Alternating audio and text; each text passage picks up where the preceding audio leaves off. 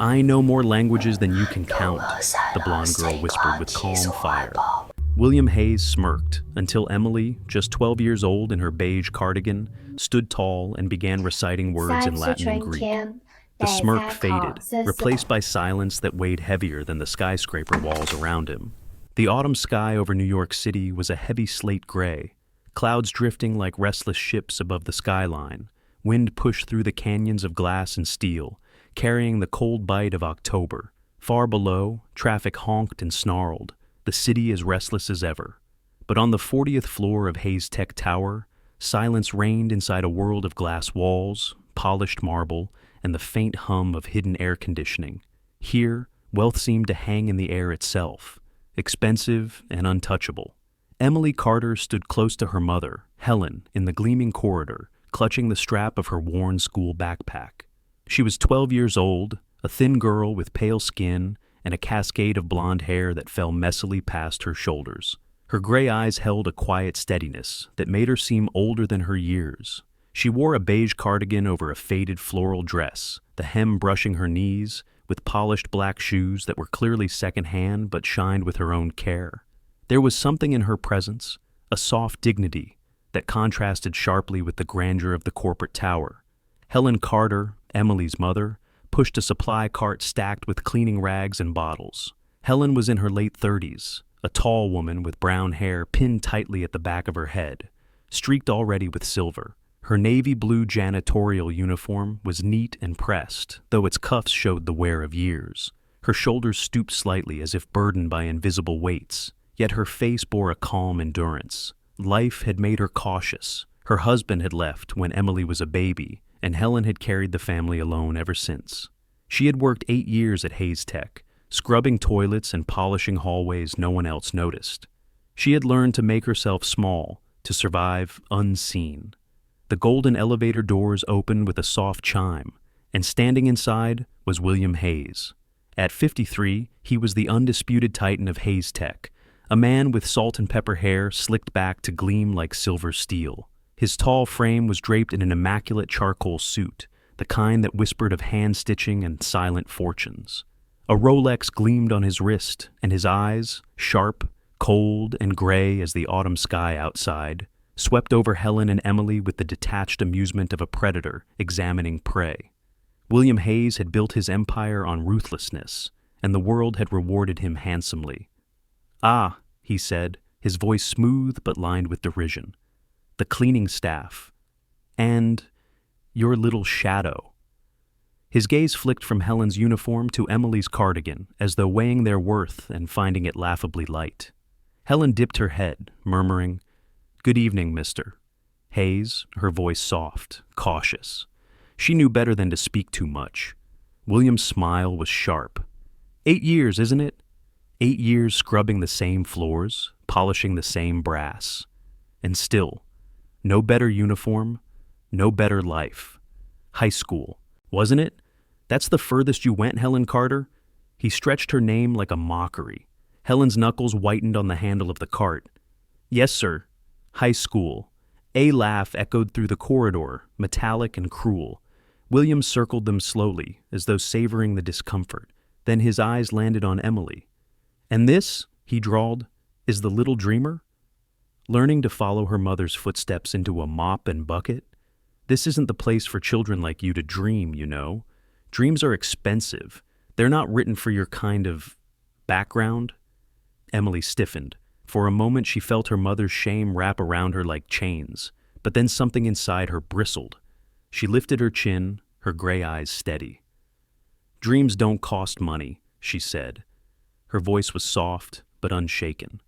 William barked another laugh, this one louder, echoing against the polished marble.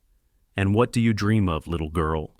Speaking like a queen, sitting at desks carved from stone? You think yourself clever?" Emily's shoulders straightened. "I speak more languages than you think." That stopped him for half a heartbeat. Then his lips curled into a smirk. "Languages, is it?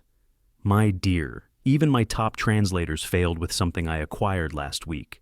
A manuscript no one in the city could untangle. Would you like to try your little tongue at that?" Before Helen could murmur a warning, William had already motioned toward his office. The vast doors opened with a hiss, revealing a cavernous chamber. The room was lined with oil paintings and gilt frames, each worth more than entire blocks of houses. The desk was a slab of black marble, polished to a mirror sheen. William walked behind it and pulled open a drawer, retrieving a bundle of yellowed pages. He tossed them onto the desk with a flourish. "This," he said, "is an ancient puzzle. Classical Greek, Latin, Old English, and more. 5 professional scholars tried. They failed. But if you, a child in a cardigan, can do better, then perhaps you deserve to speak." Emily stared at the bundle, her heart thudding, but she did not step back. It was then that another presence padded into the room. A German shepherd, old and gray around the muzzle, entered behind the security guard. The dog's eyes were hidden by a white cloth tied carefully across his face. Buddy was his name, a 9-year-old shepherd who had gone blind in a fire years ago while saving a child trapped inside. His fur was still thick, though streaked with age, his movements steady despite the blindness. He wore no service vest, only the white band that covered his ruined eyes, a symbol of both his wounds and his quiet dignity. Buddy found his way to Emily almost instinctively, pressing his warm body against her side. Though he could not see, he seemed to sense her trembling, and he sat with quiet loyalty, his ears perked as though listening to the words in the air. The guard muttered, "He follows sound." Must have heard the voices. He glanced at William nervously. William waved him off with irritation. "Take that mutt out." But Buddy refused to move. He stayed planted beside Emily, his head tilted upward as if to guard her. Some employees who had gathered near the doorway whispered among themselves. "Strange," one murmured. "That blind dog sits by the girl like he belongs there." As if he knows, Emily rested her hand on Buddy's head, feeling his steady warmth.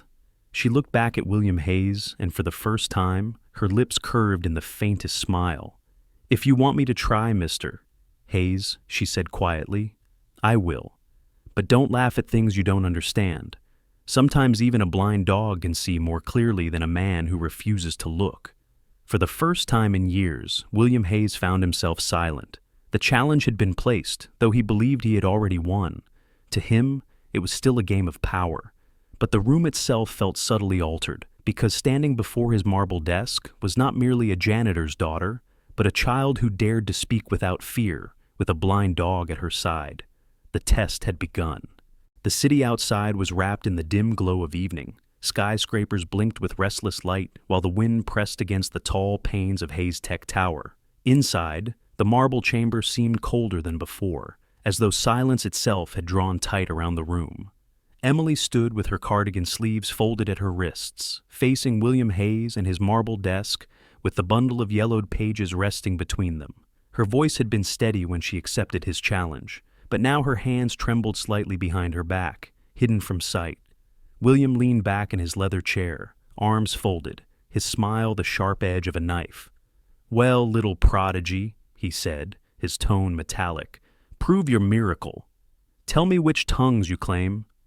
His gray eyes glittered with mockery. Emily lifted her chin. Her blonde hair slipped over one shoulder as she began counting carefully on her fingers. "Spanish, my mother tongue. English, advanced. French, intermediate. Portuguese, fluent. Italian, conversational. German, conversational. Russian, basic. Arabic, basic. And Mandarin, beginner." Each name rolled from her tongue with crisp pronunciation, deliberate and clear. A hush fell. Even the secretary standing near the door raised her brows. William forced a laugh, louder than necessary. "Cute. Every child in New York thinks Duolingo makes them geniuses. 9 languages from a janitor's daughter? It sounds like street theater." Emily's gray eyes locked on his. "Languages are taught at the library, mister." Hayes. Every night, teachers gather in corners with books and voices. They teach because they love knowledge, not because they're paid to. That is where I learned. Money doesn't prove intelligence. Knowledge is the only true light. The words pierced the room like arrows. For the briefest second, William's smile faltered, his jaw tightening before he chuckled again. "Light, is it? Then show me."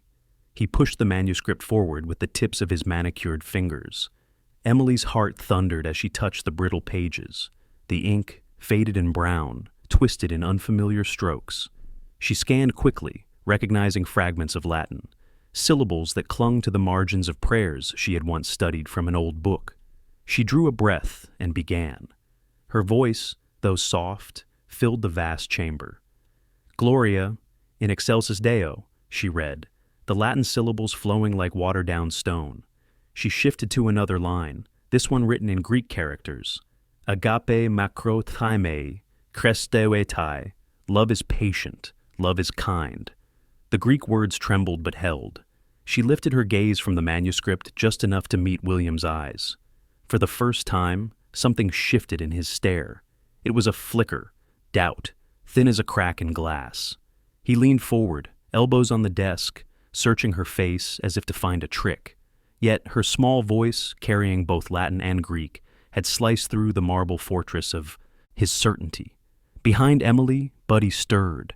The German shepherd lifted his head, his ears twitching. Though blind, he seemed to sense the rhythm of Emily's reading. Suddenly he barked, 3 sharp barks that echoed in the cavernous room like signals from the unseen. The sound startled even William, who glanced irritably at the dog. The guard standing by the door stepped forward slightly, then stopped. His name was Marcus Hale, a tall, broad-shouldered man in his early 40s with dark skin and a calm, watchful expression. His security uniform was tidy, though his boots bore the scuffs of years pacing marble floors. Marcus had the quiet demeanor of someone who had seen both cruelty and bravery. He leaned toward Helen, speaking low enough not to disturb Emily's reading. "Funny thing about that dog," Marcus said. "Name's Buddy. He wasn't always blind. Years ago, there was a fire on the Lower East Side. He went in after a child, pulled her out when the smoke was thick as tar. Flames burned his eyes blind, but he never let go of her sleeve until she was safe. Since then, he can't see. But he still follows voices like a compass." Helen's eyes softened, glancing at Buddy, who now pressed closer against Emily's legs. A faint tremor crossed her lips. The dog seemed to embody what she herself had lived, years of quiet, unseen endurance, and yet carrying within an unbroken light. Emily turned another page, her voice stronger now. She read lines of medieval Latin, hesitant at first, then smoother as memory took over. Sapientia veritas, wisdom and truth. The syllables shimmered in the air like threads weaving a tapestry. William Hayes drummed his fingers on the marble. He forced another smirk. "Parlor tricks. You've memorized a handful of lines. Scholars spend decades studying syntax and context. You are a child playing with borrowed candles." Emily paused. She lifted her eyes once more, her gray gaze calm as stone. "Maybe, but borrowed candles still give light in darkness, and light is stronger than the marble walls you hide behind." Buddy barked again, once, a single note that sounded almost like agreement. The room fell silent, a few employees lingering in the doorway, secretaries, assistants, even the janitor assigned to the lower floors, watched with wide eyes. None had ever seen William Hayes challenged, not by executives, and certainly not by a 12-year-old girl. William shifted in his chair. His smirk returned, but it was thinner now, stretched over unease. "You think wisdom sits in the mouth of a child? The world runs on wealth, not whispers." Emily's hand rested gently on Buddy's head. "Wealth fades when the numbers change. Knowledge doesn't. You mocked my mother for having only high school, but if you had walked into the library where I learned, you would know professors sit there too, men and women who once led universities. They lost their homes, but not their minds. They teach because they still believe knowledge matters. That is the light I carry." For a moment, William's lips parted as if to retort, but no words came. He looked down at the brittle manuscript, then back at the girl who stood beside a blind dog, speaking 9 languages in a room where power usually silenced. The hum of the air conditioning grew louder, taut like a wire. Marcus straightened at the door, sensing something shifting. Helen's grip on the cleaning cart loosened slightly, her shoulders rising as if after years of bowing, she too could stand taller, if only for a breath. And in the marble office of William Hayes, beneath the cold lights of the 40th floor, The voices of a child and a blind dog had cracked open the first seam in a fortress built of arrogance. The challenge was no longer one-sided. The true contest had begun. The storm clouds over New York thickened as evening settled, their shadows crawling along the glass facade of Hayes Tech Tower. On the 40th floor, the vast marble office seemed caught between silence and tension. William Hayes leaned back in his high-backed chair, arms crossed as though to shield himself. Yet his eyes betrayed a flicker of unease. Emily Johnson, 12 years old with pale blonde hair tied neatly behind her head, stood with the ancient manuscript balanced on the desk before her. Her beige cardigan looked too thin for the icy gusts pressing against the windows, but her presence felt steady, almost unyielding. Helen Johnson, her mother, remained at the side with the cleaning cart, her blue uniform neatly pressed though, worn by years of service. She watched, her hands still, her breathing uneven. Behind Emily sat Buddy, the blind German shepherd with a white cloth tied gently across his clouded eyes. His ears twitched as though reading the room through vibrations no one else could feel. Emily turned another brittle page of the manuscript, her finger tracing faded ink. Her voice, soft but firm, carried words across the polished stone walls, first in Latin, then in fragments of ancient Greek, then into English. "The greatest wisdom is not found in towers of stone, but in the humble heart," she translated. "True dignity is not given by gold, but is recognized when every name is spoken with respect. The strongest are not those who crush others, but those who lift them to stand." Her words floated through the office like lanterns breaking through fog. The assistants by the doorway froze. One of them, a woman named Sarah Turner, tightened her grip on her notepad. Sarah was in her late 30s, tall and angular, her dark hair always tied back in a severe bun. Life had carved bitterness into her. 10 years earlier, she had lost her younger brother to a factory accident caused by negligence, an event that left her distrustful of all wealthy men who valued profit over people. Normally silent in meetings, Sarah's lips parted now, as though she might speak, but she remained still, her eyes glimmering at Emily's words. William's smirk weakened. His fingers drummed against the desk, slower than before. "Pretty philosophy," he said at last, his voice hoarse. "But philosophy does not build empires. Power does." Emily met his gaze directly. "Then change how you use your power. If you want to prove that wealth means more than mockery, you will follow 3 conditions." The audacity in her tone drew a gasp from Sarah and even Marcus, the security guard by the door. William blinked, then forced a laugh, though it rang hollow. 3 conditions? From a child? Emily nodded, her eyes gray and unblinking. "First, you apologize to my mother, not with words tossed like coins, but with her full name. Helen Johnson. Look at her when you say it." Helen stiffened, her face paling as all eyes turned to her. For 8 years she had walked these halls as invisible as the wallpaper. To hear her name spoken in this office was a demand she had never dreamed possible. William shifted in his chair, his jaw tight. "And second, scholarships," Emily said without hesitation. 150. "For children of working families, so they may study without shame. They must go to those who have been overlooked, those like my mother, who were told education was too far from reach." The assistants whispered, Sarah's throat tightening at the echo of her brother's unfulfilled dreams. William's fingers froze, the pretense of indifference slipping further. "And third," Emily continued, her voice calm, "you must learn a language yourself. At the public library, no private tutors, no glass towers. Sit at the same wooden tables as the rest of us. Feel what it means to begin with nothing. If you want, I will teach you." Silence swelled like a wave. The great marble office felt smaller now, as though the weight of a child's demands had pulled its ceilings lower. William stared at Emily, his lips parting, but no retort came. His smirk was gone, replaced with something raw, hesitation, even fear. Buddy stirred again, his tail brushing against the carpet. Emily's hand slipped instinctively to rest on his head, grounding herself in the steady presence of the dog who could not see but always listened. William's breath grew heavier. His empire, his wealth, his fortress of marble, all seemed suddenly fragile against the clarity of 3 conditions spoken by a girl whose cardigan sleeves barely reached her wrists. At last, he leaned forward, voice thin. "You think you can command me?" Emily didn't flinch. "No, I think you can choose, and the choice will decide whether your wealth has meaning." The words lingered like smoke. William's throat worked as though swallowing stones. Then slowly, reluctantly, he nodded once. "Agreed," he muttered, his voice roughened. For the first time in years, the room felt as though the walls had shifted, as though power had tilted its balance. Helen's eyes filled with tears she did not let fall. Sarah's chest rose sharply, as if hope had briefly returned to a life long scarred. Marcus stood taller at the door, pride flickering in his gaze. Downstairs, in the bustling lobby of Hayes Tech, another scene unfolded. The night shift had just begun, and the fluorescent lights painted the marble floors a pale blue. Buddy had been escorted down by Marcus earlier, waiting for Emily and Helen to finish.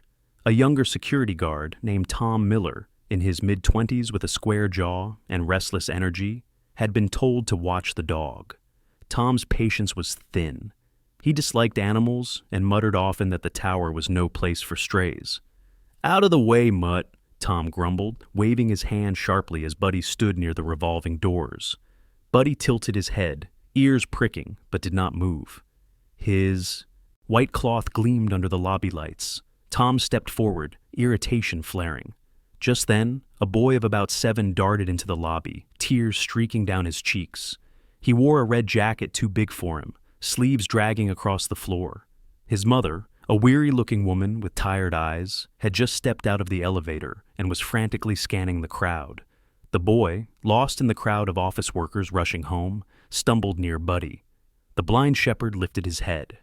As if sensing the child's distress, Buddy pressed his body gently against the boy's legs, guiding him with steady nudges. Slowly, he maneuvered the child away from the crowd, his steps confident though his eyes were covered. The boy clutched Buddy's fur, sobs fading to quiet sniffles as the dog led him across the vast floor. Gasps rippled through the lobby as onlookers paused. The mother's cry broke the air. "Ethan!" she shouted, racing forward. The boy's face lit with relief, and Buddy stepped aside just enough for the child to run into his mother's arms. The lobby fell silent, then erupted into murmurs. "That dog! He's blind, isn't he?" one woman whispered. "And yet, he found the boy." Another man shook his head in wonder. "Maybe sight doesn't measure value. Maybe the heart does." Tom Miller's face flushed. He looked down, shame biting at his pride. Without a word, he retreated toward the guard's desk, avoiding the eyes of the crowd. Buddy sat quietly once more, his head tilted toward the mother's grateful sobs. Though blind, he had illuminated the lobby with a different kind of vision, the kind that saw what truly mattered. The first days of November brought a colder wind to New York City, and the sky carried the pale hue of steel. The library on 145th Street stood between 2 aging apartment blocks, its red brick exterior weathered yet dignified. The carved letters above its doors had faded, but the brass handles still gleamed where countless hands had touched them. Inside, the warmth of books, worn wood, and whispers of voices learning together created an atmosphere unlike any tower of glass could offer. On a Tuesday evening, William Hayes entered those doors. Gone was his charcoal suit and marble office. He wore instead a long wool coat over a plain sweater, clothes chosen with deliberate simplicity, though they still bore the unmistakable cut of wealth. His silver-streaked hair caught the fluorescent lights. He carried an unease with him, his tall frame stiff, as though every pair of eyes might pierce the armor he had built for decades. Emily was already there, seated at a long oak table with other students. Her beige cardigan wrapped snugly around her shoulders, and her blonde hair shimmered in the library's light. She greeted William with a nod, rather than a smile. There was no mockery, only the quiet steadiness of someone who had expected him to come. Beside her, Buddy rested on the floor, the white cloth still tied across his blind eyes. Children knelt around him, stroking his ears, giggling softly as they read sentences aloud for him, as though he were their patient listener. The class was led by Professor Alvarez, a man in his 60s with silver hair and a stooped back. His tweed jacket bore the scent of pipe smoke, though he no longer smoked. His once thunderous voice had softened into gravel, but it still carried authority. Once a linguistics lecturer at Columbia, he had been dismissed years earlier during budget cuts and had chosen never to return to academia. Instead, he gave his evenings to this library, teaching immigrants and children for free. His face was lined with disappointment, but also with stubborn kindness. "Mr. Hayes," Alvarez said, adjusting his glasses as William hesitated near the table. "You're late, but late is better than never. Sit. Open the book." William stiffened at the casual tone. Few men had spoken to him without reverence in years, but he obeyed, lowering himself awkwardly onto the wooden bench beside Emily. He placed the small textbook before him, its pages scrawled with phonetic guides. Emily slid her pencil closer to him, without a word. The lesson began with Spanish verbs. William stumbled on the rolling R, his tongue resisting the unfamiliar rhythm. He tried again, the sound breaking awkwardly. Across the table, a young boy named Javier giggled. Javier was 9 years old, son of Mexican immigrants, with dark curls and a wide grin that often showed his missing front tooth. His laughter was not cruel, just bright, like sunlight slipping through cracks. Emily turned to William. "Don't force it. Let the sound roll like you're letting go of a stone down a hill." William tried again, slower this time. The sound softened. Javier clapped.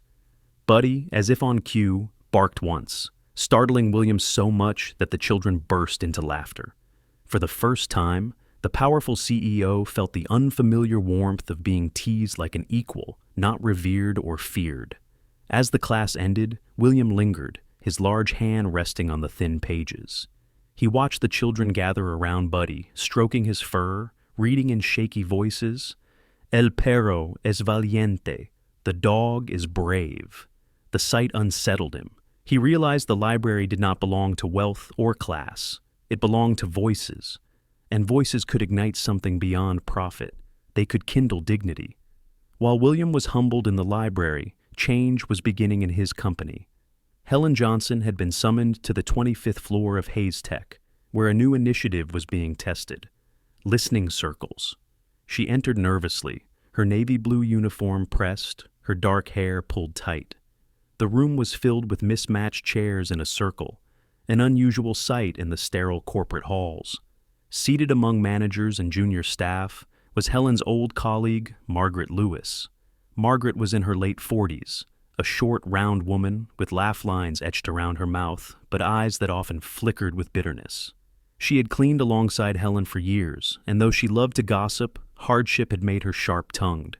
She had lost her husband to illness without health insurance, and ever since she carried distrust toward every executive in a suit. At the head of the circle was an HR facilitator named Daniel Brooks. Daniel was in his early 30s, tall and lean, with sandy hair and rimless glasses. His voice was calm, deliberate, the voice of someone who had studied conflict mediation. Though new to the company, he believed in the radical idea that listening could heal divides. "Tonight," Daniel began, "we share experiences. Equal voices. No titles matter here. We begin with whoever feels ready." For a long moment, silence filled the room. Then Helen spoke. Her voice trembled, but steadied as she went on. "For 8 years, I've cleaned this building. I have walked these halls at midnight, polished brass no one noticed. I've been invisible, and when Mr. Hayes mocked me last week, it felt like every year of invisibility was suddenly dragged into the light. I felt small. But my daughter reminded me that names matter, and mine is Helen Johnson." The room grew hushed. Margaret sniffed, muttering, "About time they heard us." One manager, a man named Richard Hale, tall with thinning hair and a nervous habit of tapping his pen, leaned forward. I never realized," he confessed, "that silence could wound so deeply. We see the shiny floors, not the hands that made them."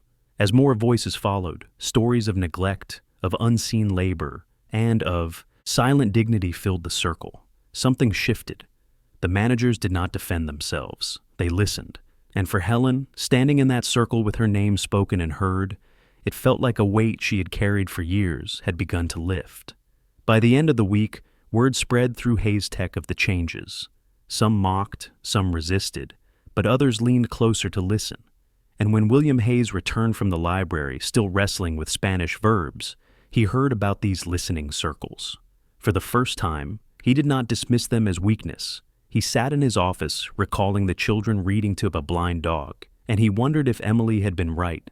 Perhaps light could travel farther than wealth ever could. That weekend, William returned to the library again. This time, he arrived earlier, and he watched his buddy lay surrounded by children who stroked his fur and whispered words in trembling voices, finding courage in the quiet acceptance of a dog who could not see but always listened.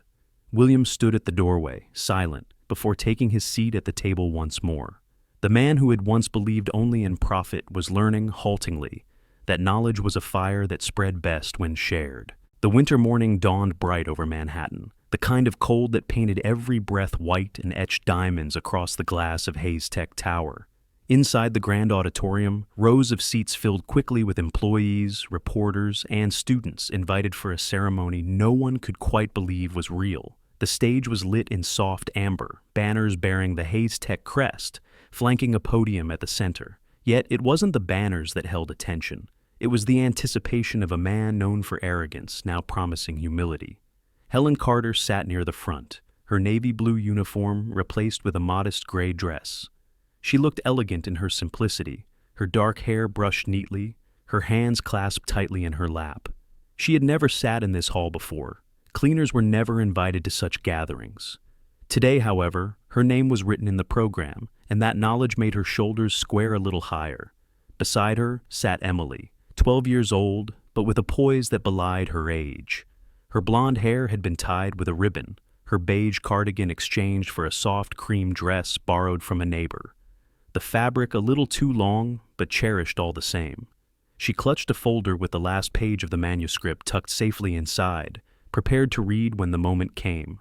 Buddy lay at their feet, his blind eyes hidden under the white cloth he always wore. Though old, his fur had been brushed until it gleamed, and a blue ribbon had been tied gently around his collar. The children from the library had insisted he wear it.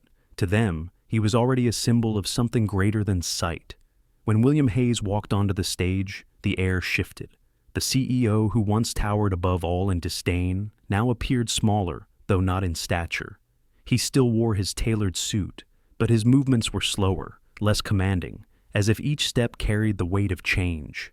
The lines on his face seemed deeper, not just of age but of nights wrestling with himself. He stood at the podium, cleared his throat, and for a moment his voice caught. Then he spoke, steady but humbled. Today is not about business. It is about dignity, about seeing those who have been unseen. He paused, his eyes scanning the audience until they found Helen. His voice softened. Helen Carter, I owe you what should have been spoken long ago. I am sorry for the years of silence, for every moment I dismissed your name.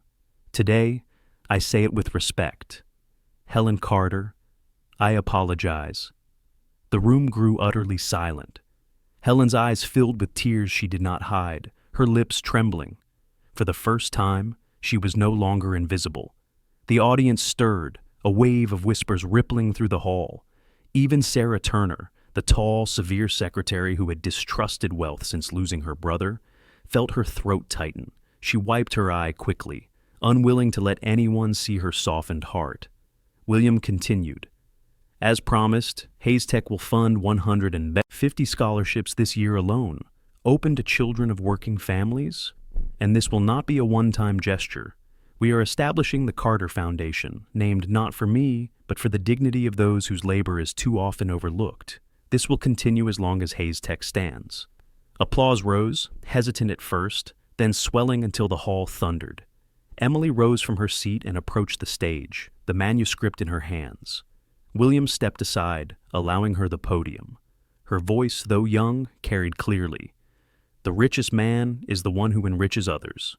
She read the final line of the manuscript, the words lingering in the air like a benediction. At that precise moment, Buddy barked, 3 sharp, joyful barks that echoed like a trumpet of blessing. The audience laughed softly, then erupted into louder applause. Some even rose to their feet, clapping not only for William or Emily, but for the dog who could not see, yet had become the truest witness. From the back of the hall, Daniel Brooks, the HR facilitator with sandy hair and quiet conviction, leaned to a colleague. That dog has done more for this company's soul than 100 memos." His words drew nods, even from skeptical managers who had once resisted the listening circles. On the stage, William knelt to rest his hand gently on Buddy's head. "From this day," he said into the microphone, "Buddy will be the official symbol of Hayes Tech. Not as a mascot, but as a reminder that even without sight, one can lead. That loyalty, courage, and dignity are stronger than blindness." The crowd rose in a standing ovation. Some shouted Buddy's name. Children clapped wildly, their faces glowing. In that moment, the blind shepherd was no longer just a dog. He was a testament that light could shine even through darkness. As the ceremony ended, Emily, Helen, William, and Buddy walked side by side out of the hall. Cameras flashed, reporters called questions, but none of that mattered. For the four of them, there was no longer master and servant, no longer invisible and untouchable. There was only a strange new family forged in humility, courage, and the quiet strength of a dog who listened better than most men. Outside, the winter wind swept cold through the streets, but in their steps there was warmth. A new beginning had been written, not in marble towers, but in names spoken with respect, in scholarships that promised futures, and in a blind dog's bark that had blessed them all. Final lesson. At the end of this story, the message shines clearly. True wealth is not measured by marble towers or golden coins, but by the courage to lift others, the dignity of speaking names with respect, and the loyalty of a heart that guides even in darkness. Just like Emily's bravery, Helen's quiet strength, and Buddy's faithful bark, miracles are often born not from power, but from humility. And perhaps this is also the hand of God. For even a blind dog can lead a lost child home. Even a weary mother can find her name honored, and even a hardened man can be transformed. These are not accidents. These are reminders that the Lord still works through the simplest lives, in the quiet corners of libraries, in the trembling voice of a child, in the bark of a dog who cannot see yet still shows the way. In our daily lives, we too can choose to listen, to speak kindly, to respect the dignity of others, and when we do, we allow God's light to shine through us. If this story touched your heart, share it with someone who needs hope today. Leave a comment to tell us how you see God's miracles in your life. Subscribe so you never miss these stories of faith and courage. And if you believe that God can still use even the smallest voices and the weakest hands to create change, write one word below: Amen.